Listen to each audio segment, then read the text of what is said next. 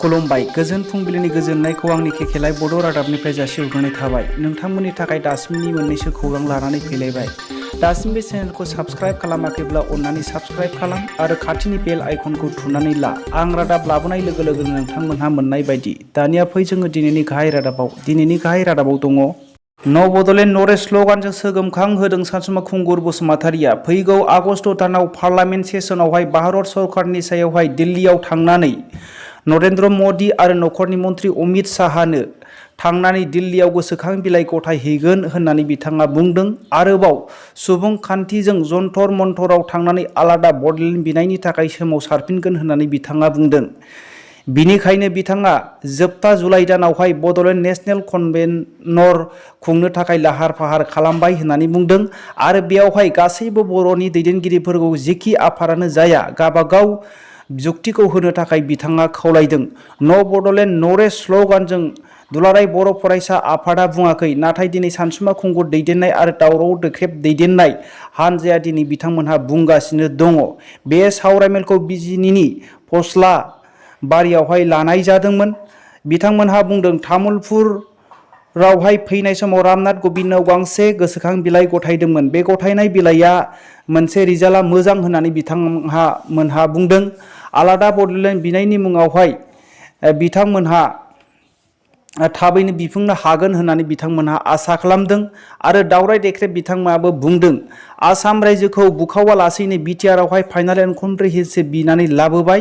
बेयो मोनसे दुखुनांथाव बाथ्रा। दिनै बिटिआर सुक्तिनि उनावहाय जोंनो बडलेण्ड मोननाया मोनसे गोरलै जासिगोन होननानै दावराय देख्रेब बिथाङा खौरांगिरिनि गेजेरजों आरो गावसोरनि बे सावरायमेलनि गेजेरजों बिथांमोनहा रोखायै बुंदों। दुखुनांथाव खौरां, बिसा हिन्जाव जोनोम जानायनि उनावनो बिहाव बिखुनजोनि नखरा बिहामजोखौहाय बुथारदों।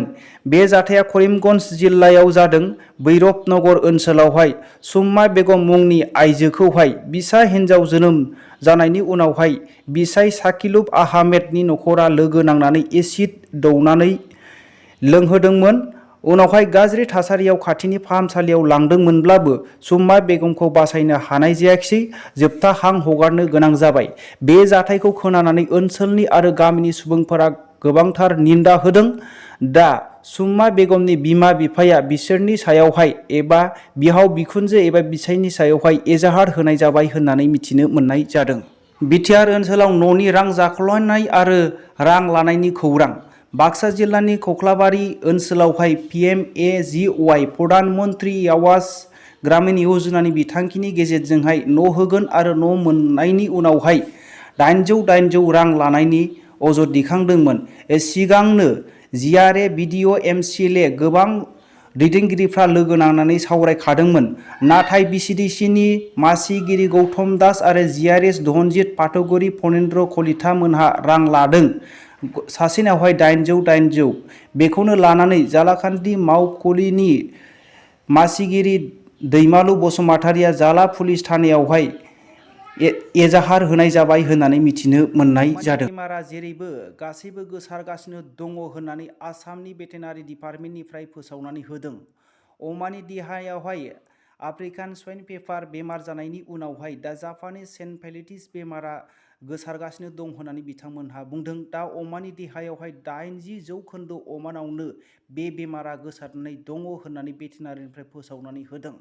मानो होनोब्ला बिथांमोनहा उदालगुरि जिल्लायावहाय 20 अमानावहाय आनजाद नायनानै 20टा सेम्पोल लांनायनि उनावहाय 16टा अमानि देहायावनो बिथांमोनहा बे बेमारखौ मोननाय जादों होननानै बिथांमोनहा बुंदों। बे बाथ्राखौनो लानानै तिनिसुकियावहाय अमा लाबोनाय आरो लांनायखौ गासै बन्द खालामबाय आरो अमा सिथारनायखौबो बन्द खालामनाय जाबाय। दा बिनिखायनो गासैबो सावस्रि बिफानावबो बे खौरांखौ फोसावनानै हरबाय होननानै भेटेनारि बिफाननिफ्राय फोसावनानै होदों।